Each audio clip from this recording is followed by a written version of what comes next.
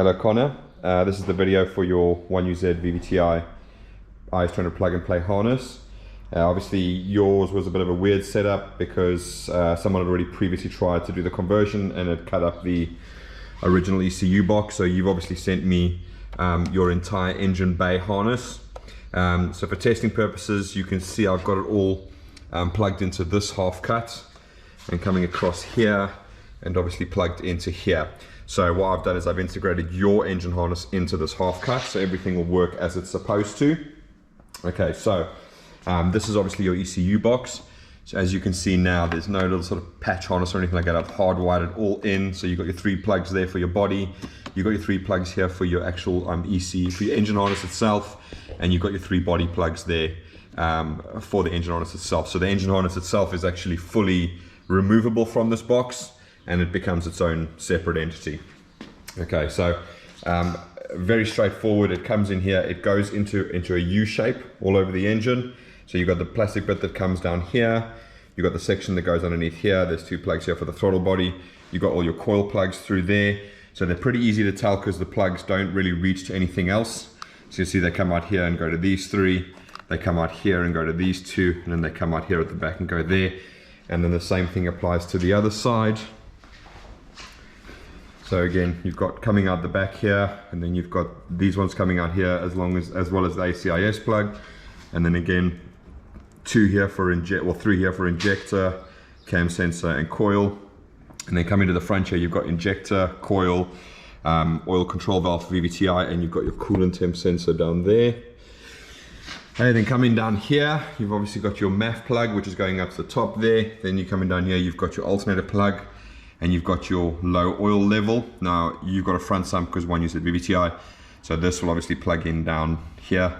I'm just being pulled up by the MAF being up there. And then you've got your lambda sensor, which goes in here. All right, looking at the back, you've obviously got your earths coming down here, so they go into the M8 hole. You shouldn't have any bolts in the M6 one here, and vice versa, same on this side. Coming out the back here, you've got your lambda plug. This one we replaced for you. That was missing, so that's that one over there. And then you've got your newly built gearbox for J160, so that's your reverse, and your speed sensor is down there. Okay, so nice and simple, makes a little U shape in. This is your plug that goes underneath as part of your starter. So you can see your starter cable down here. That was cut, so we've joined that together with a crimp, and that one will just go straight onto the positive battery terminal. Okay, this one is obviously separate, it goes underneath your intake. I have taken a photo of which plug to put on which knock sensor, because you can tell by the wire colors, there's a black and there's a gray, so the black one underneath, gray one there. So I'll include that for you so you know which one goes on which one. Fuel system wise, nice and simple, IS200, so you just retain the standard fuel system. These are fuel pulsation dampers, they're not regulators, you've got one on either side. You can see here the screws actually raised up, so that's indicating there's pressure. I've warmed the engine up so we can see the coolant temp working on the gauge to make sure that's okay. All right, and your MAF will be the one that looks more like I call it the bullet style one. It goes into the housing. I've just adapted it here to a 3UZ style MAF sensor. So this is not your MAF sensor that you should have another one. Please remember with the MAF sensor, it won't run unless it's plugged in and reading air. Sorry, I've had many occasions where people trying to start their vehicles without the MAF plugged in. It won't start. So just bear that in mind. If it doesn't start, that's the reason why. Or there could be multiple reasons why, but that's a good one if that's not plugged in. All right. Obviously, it is drive-by-wire. There's your motor. You do still have a physical cable that goes onto here. And then you've got this little one that actually plugs into these little sort of clips. If you still have them on your harness, they are renowned for breaking and falling off, but that goes over there like that. Then you've got your harness that comes down the front here, so you've got your cam sensor over there. Now, what it should do is the harness will actually come along here. So if you have a look here, there's clips that normally go here and here, so it'll come along here, and then what it's going to do is it's going to go through this hole here where the aircon pump would normally be. So it's going to come through there, and then down along here, and then come out here to the crank sensor that's down here. Your oil pressure switch is not going to be at the front here, it's going to be here basically, and that wire will just come through there. And then we've obviously included aircon, whether using it or not. If you're not, just tuck this away sort of inside there. Don't worry about that too much. Okay, So that's basically how your harness fits on. In terms of the testing today, what we're going to be looking at is it's quite a few. So the first one is immobilizer removal, make sure that's working. Drive-by-wire test, make sure that's working. Ambient temp, make sure that's working. Thankfully you left the ambient temp sensor on the harness. We're going to look at the charge light and oil pressure. So that's the physical lights on the dash, make sure they come on and work. We will start up the engines to actually see them go out to make sure they are actually working correctly. Then we'll look at reverse and speeds, that's the gearbox harness, make sure they're working. I'll show you how to do flash codes. We'll run the OBD2 machine just to make sure that's working. We'll test the fuel pump relay. We're going to test the AC clutch relay, which we've also left in luckily, so that works. And then what we're going to do is start the engine up. That's going to obviously test the starter circuit. It wouldn't start if it wasn't working. Your ACIS, or acoustic control induction system. So that's this little valve at the back of the engine here. So you can see now it's in an upright position. Okay, that's going to shoot down when we start the engine. So we will bring the camera on and have a good look at that. Then we're going to test the oil control valves, both of them, make sure they work. So the engine will make a really weird noise when it does that. You'll pick it up immediately. Then I'm going to go around to each injector on the engine itself and actually pull out one by one, just so we can actually hear that all cylinders are firing as they should. While it's running, we'll look at the tacho on the cluster as well, make sure that's working. And then the coolant temp, I've heated it up so we can actually see the coolant temp needle go up. So as soon as I actually put the ignition on, you'll actually see that go up already. Okay, so to start off with, what we're going to do is we're going to have a look here. So you can see the security light is flashing, and all I'm literally going to do, so useful tip, it looks for the key. Your immobilizer is removed, but for those guys, it looks for the key the second you put it in. So watch this. As soon as I put the key in, it's actually going to turn the lights off. So I don't know if you can hear, there's actually a relay clicking to turn it on to read the key. So there, I didn't even turn the ignition on. I've just put the key in. That light will go out. Okay. Right, so ignition on. We've got check engine light. We're happy. ECU is on. We've got battery. We've got oil pressure. All right, you can see here that the coolant has actually gone up a little bit. It's about 60 degrees before I turned it off. Okay, coming over to here, if I shine a light on it, it works. 20 degrees, that's your ambient, or what I call ambient, it's actually the outside temperature, so that's working. Okay, so we've tested the immobilizer, doesn't work, and what we'll do is we'll quickly go listen to the drive-by-wire motor. You can hear this humming, and there, you can hear it opening and closing. Right, obviously I will rev it when the engine's up, just so you can actually hear it's working and not dead. Okay, so ambient temp we've checked, charge light we've checked, oil pressure light we've checked. So let's move on to reverse. So I'm just going to borrow this wire from here. Okay, so effectively all I'm actually going to do now is I'm going to bridge the reverse light switch. So just bear with me while I put the wire in. Okay. And as I do, 1, 2, 3. Okay, so I've just bridged the reverse switch. You can hear the beep of an IS200 reverse light. Okay, so that is done. Right, so what we're going to do now is we're going to do the speed sensor. So obviously I've got your harness here. There's your speed sensor plug, your 3-pin speed sensor plug that goes in the back of the gearbox.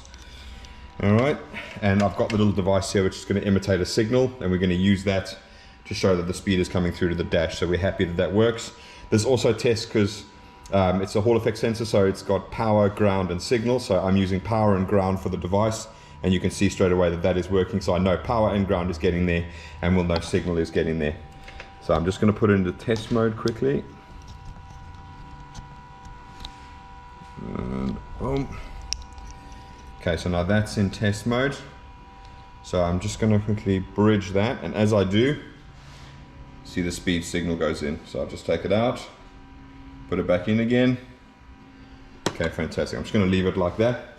Okay, so we're happy that the reverse and the speed signal works. Now we're going to go into flash codes. Now as I've got your engine bay harness, I can tell you that obviously it's a pre-2001 model because you've got this little diagnostics plug that's down here. It's near that one, it actually lives near this little sort of fuse box that's in the engine bay next to the ECU box.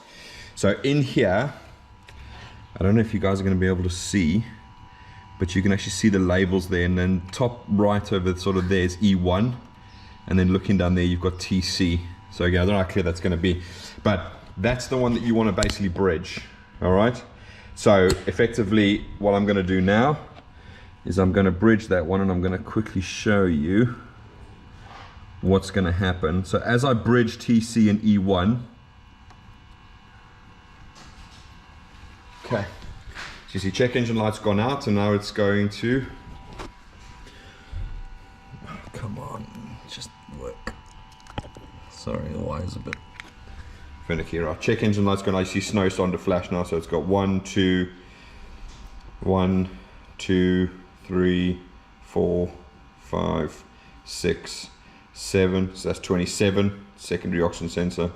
We've got 1, 2, and you got 1, 2, 3, 4, 5, 6, 7, 8, and 9. 29. So 27, 29 are secondary oxygen sensors. They don't affect performance.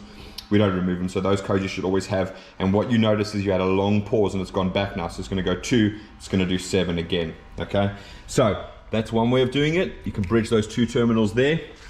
You can also bridge your OBD2 port. Pin 4 and 5, pin either 4 or 5, they're both earths, and 13 is TC. So you can bridge it in here, or you can do it in the engine bay there, doesn't really matter. But you do obviously have full diagnostics anyway through an OBD2 machine, and you can pick up whatever you need from there. All right, so just gonna, okay, so that's the flash codes done. Looking at the OBD2 machine now. So obviously I've already been in here, so I can actually see all of the live data. You see there 53 degrees, 25 degrees, inlet air temp, 16% throttle. So I can see all of that data, and as you can see from here, the coolant temp gauge is actually now off the needle, and it's actually starting to show a temperature, which is absolutely fine. So I'm happy with the coolant temp there. Okay, we are going to go back to this when we do the testing for things like fuel relay and all of that type of thing. So, oh, that's actually next. Yeah, so we're going to be looking at fuel pump relay and AC clutch. So what we're going to do is, I do have a good video on fuel pump systems and how they work. So yours is controlled by the ECU. Just remember, no priming. So you're just literally gonna turn the ignition on, your fuel pump won't prime. It'll come on when you crank the car again, okay? So what I'm gonna do is I'm gonna go into fuel pump, ignore fuel pump relay. That's all explained in the other video. You can go and have a look through that. That's not actually a fuel pump relay. It's something else for a resistor. Right, okay, so on the count of 3, I'm gonna press the button and you should hear the relay click and the fuel pump come on. So 1, 2, 3. There you go. And hopefully you can hear that fuel pump working, and well, there the relay goes off. Okay, so now we're gonna test the AC magnetic clutch relay. So luckily you left it in your little fuse box there by the ECU box. So AC will work in this setup. If you're not using it, just tuck it away, but I always put it in case you ever want to sell the harness on, or the car on and somebody else wants to add it on. It's already all there, nothing to change. Okay, so again, the relay is going to click. So 1, 2, 3. I'm just going to hold the camera out so you can pick it up.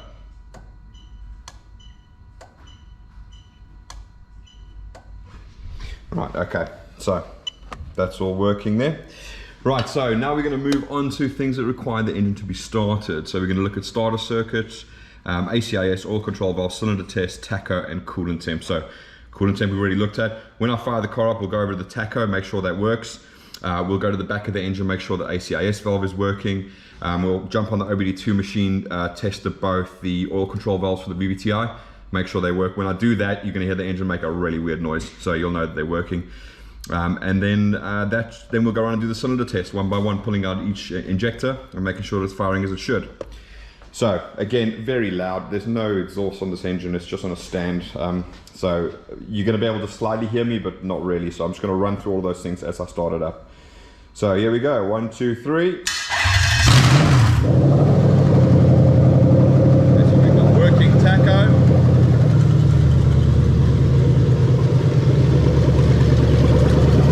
ACIS valve is closed.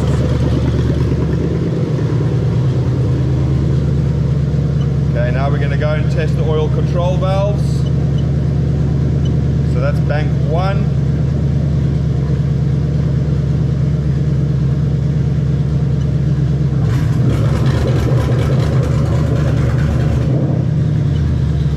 Okay. Test bank 2.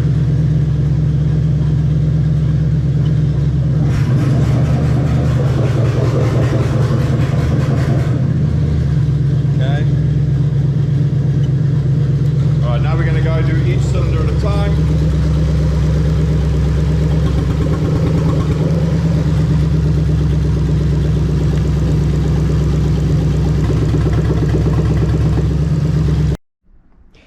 Apologies, the GoPro got hot there, so we're going to go back to do the cylinder testing. Okay,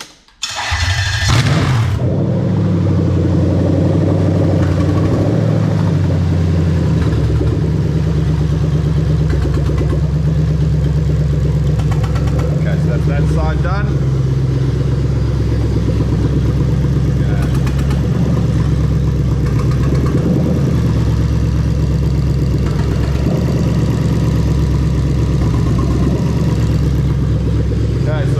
Done. We're happy all cylinders are working. We've got no check engine light while it's running. Alright, and we know the tacho works, and obviously all the lights have gone off. So I'm just going to go there so you can see the lights all went off, so everything's working, alternator, oil pressure, etc. Check engine light's back on again, but it's off when it's running, so that's absolutely fine. And I'm just going to show you quickly, if I go to trouble codes. So there's going to be 5 codes pretty much that you're always going to have, which is the 2 oxygen sensors, that's sensor 2, sensor 2, that's the secondary ones after the CAT. Obviously they don't cause a check engine light and they don't affect performance. So it's those 2 over there, which is 27, 29. And then you've got the 3, the SLU, SLT and SLN. So those are you should always have 5 codes on there. Again, doesn't affect performance. The ATOMU device is on here. So it's just tucked away into there. Alright, so that's all working as it should do. Your gauge device is tucked away neatly underneath here, so it doesn't form part of the engine harness, so when it comes out that stays behind, so you don't have to worry about that, it just lives underneath there. Alright, so that's about it really. So I'm happy that everything works. Obviously plugged it into a complete car, so we know everything is happy there. And that's about it really. So next step is I'm going to get this off in a box and get it off to you. So thanks for watching, Connor. Hopefully it's helpful when you get it back and you put it all on. For everybody else, again, hopefully this might help you out with something. If not, if you have any questions, feel free to put something in the comments. We'll try and answer what we can when we can. But that's it. Thank you for watching. Cheers, bye.